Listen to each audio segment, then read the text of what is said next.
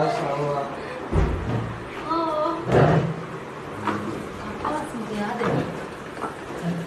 भाई आपका तो भाई बहुत शुक्रिया।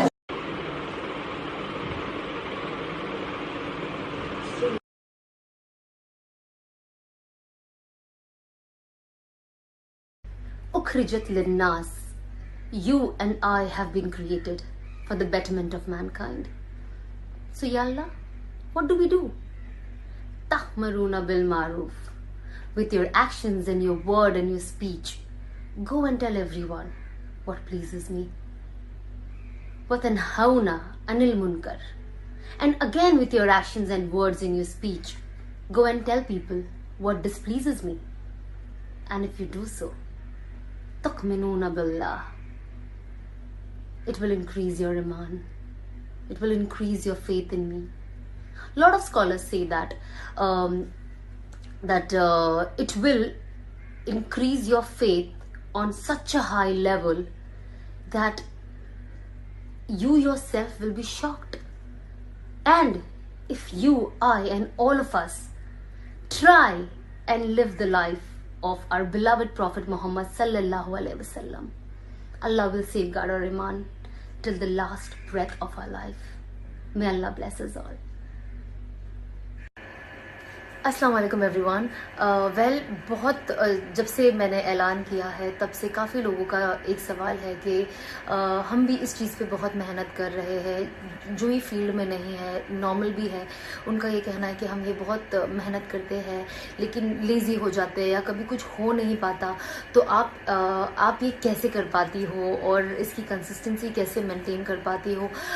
करने वाले तो हम कोई नहीं है, करने वाला सिर्फ अल्लाह की ज़ात है। लेकिन ये एक दुआ है जो मैं बहुत पढ़ती हूँ, हर नमाज में दुआ के वक्त पढ़ती हूँ, नमाज के बाद पढ़ती हूँ, कभी भी बैठे रहूँ तो मैं पढ़ लेती हूँ। तो मैंने सोचा ये सब आपसे शेयर करती हूँ। तो आप चाहे तो मेरे पीछे भी एक बार बोल सकते हैं। बिस्मिल्लाहिर्रहमानिर्रहीम। या मुकल्लबल कुलूब तब्बित कल्बी अला दीनिक, ए दिलों को फेरने वाले मेरे दिल को तेरे दीन पे जमा दे। और ये आप जितना हो सके आप उतना पढ़े, जब आप दुआ मांगते हो उस वक्त पढ़े, क्योंकि देखिए जैसे कि हम जानते हैं लाइफ में अगर हमें कुछ भी चाहिए हमें उसके लिए बहुत मेहनत करनी पड़ती है और कुर्बानियाँ देनी पड़ती है। तो अगर आप अल्लाह से ताल्लुक़ बनाना चाहते हैं तो आप भी इसके ऊपर खूब मेहनत करें और कुर्बानियाँ दीजिए, बिकॉज़ बिना कुर्बानी के हमें दुनिया में कुछ नहीं मिलता। चाहे वो आपकी नींद की कुर्बानी हो या आपके कुछ ना कुछ हम सैक्रिफाइस करते हैं कि आज कभी हम पर्सनल लाइफ में, क्योंकि आज हमारे एग्जाम्स है या कुछ है तो आज हम हमारे लोगों को इस फंक्शन में अटेंड नहीं कर सकते क्योंकि कल ये देना है, क्योंकि इसके ऊपर हमारी ज़िंदगी का पूरा दारो मदार है। तो ये चीज़ें होती है। तो जैसे हम उन चीज़ों के लिए सैक्रिफाइस करते हैं वैसे हम कोशिश करें कि हम अपने दीन की तरफ भी उतनी तवज्जो दें और उसके ऊपर मेहनत करें, क्योंकि जो इंसान मेहनत करेगा वो दुनिया में तो कामयाब होगा ही और आखिरत में भी कामयाबी मिलेगी। नफ्स का तज़किया क्या है? कि अपनी नफ्स को हर उस चीज़ से रोकना जिसे अल्लाह ने ना करने का हुक्म दिया है।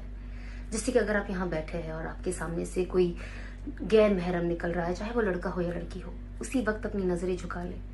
जब आप उस वक्त अपनी नज़रें झुका लेते हो अल्लाह पाक आपके पुराने सारे गुनाह माफ़ कर देता है। इसी तरह से अपने कानों से वही चीज़ सुनो जिसे अल्लाह ने इजाज़त दी है और उन चीज़ों से बचो जिसे अल्लाह ने इजाज़त नहीं दी है। अपने हाथों को भी उसी चीज़ के लिए इस्तेमाल करो जिसे अल्लाह ने इजाज़त दी है और उस चीज़ों में ना इस्तेमाल करें जिसे अल्लाह ने इजाज़त नहीं दी है। यही होता है जब आप इन सारी चीज़ों को कंट्रोल करते हैं। तब आप जब अपनी नमाज भी पढ़ते हो आप देखोगे बहुत सारे लोग कहते हैं अरे मैं नमाज पढ़ता हूँ या पढ़ती हूँ और जब मैं नमाज पढ़ती हूँ तो मेरा ध्यान नमाज से निकल जाता है या मैं कुछ और ख्यालात में खो जाती हूँ या खो जाता हूँ। हम लोगों के साथ, मेरे साथ भी बहुत हुआ है, हम सबके साथ हुआ है। तो ये सारी चीज़ें हमारी नमाज में अफेक्ट करती है और हमारी नमाज को उस तरीके से होने नहीं देती। तो इसीलिए हमें अपनी नफ्स का तज़किरा करना बहुत ज़्यादा ज़रूरी है। और आप देखोगे जब आप ये सब करोगे कि आपकी तिलावत में, आपकी इबादत में एक अलग ही मज़ा आ जाएगा।